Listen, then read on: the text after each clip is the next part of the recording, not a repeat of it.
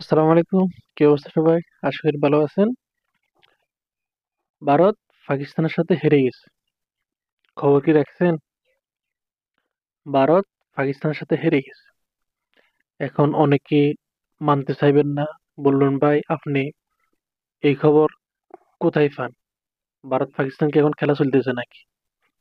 যারা খেলার খবর রাখেন না তাদের জন্য এই নিউজটা দিলাম। ভারত পাকিস্তানের সাথে হেরে গেছে। ছবিটা দেখেন, আমি দেখাই। দেখেন, দেখছেন? গতকাল ভারত পাকিস্তান অনূর্ধ্ব-19 এশিয়া কাপের ম্যাচ। এখন দেখার বিষয় ভারত কেমন খেলে।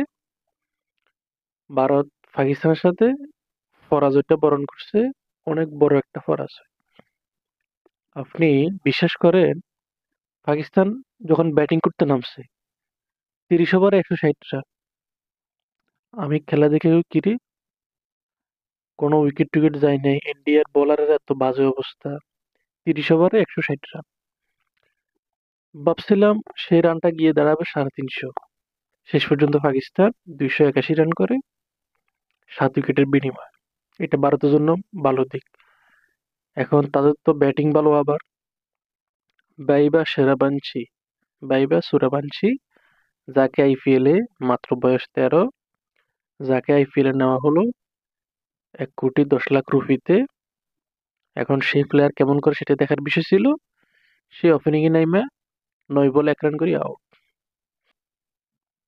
ভারত 282 রান শেষ করতে নামছে, সেখানে তাদের 120 রান না নিতে 5 উইকেট শেষ।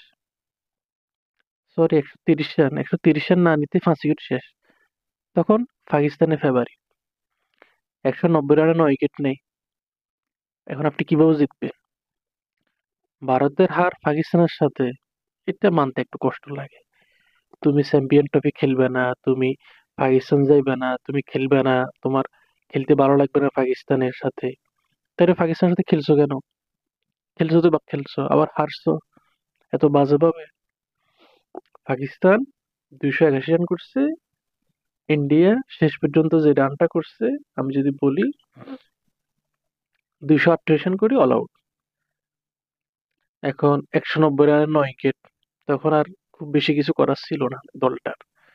শেষ উইকেটে গিয়ে 47 রানে একটা পার্টনারশিপ করছে দুজন ব্যাটসম্যান। ভারতের হয়ে সর্বোচ্চ ইনিংস করেন নিহাল কুমার, 67 রানে একটা ইনিংস খেলে।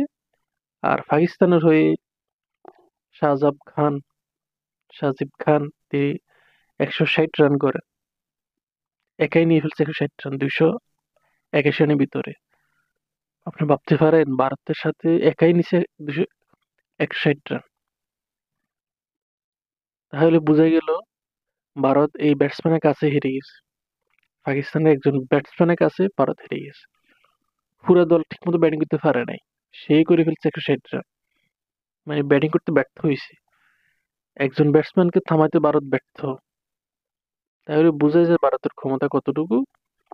তবে ভারতের যারা বড় দল এরা হয়তো অনেক শক্তিশালী, কিন্তু ছোটদের টিম, এই জন্য ভারত হেরে গেছে। হয়তো অনেকে বলবেন 43 রানের পরাজয়। এই তুমি হারবা, তুমি পাকিস্তানের সাথে হারতে আসছো এখানে, অন্য কোনো দলের সাথে হারবা না।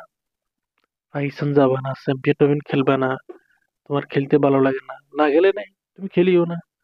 তুমি বলো আমার খেলা দিতে হবে দুবাই, আমি পাকিস্তান যাবো না, খেলবো না, না গেলে নাই।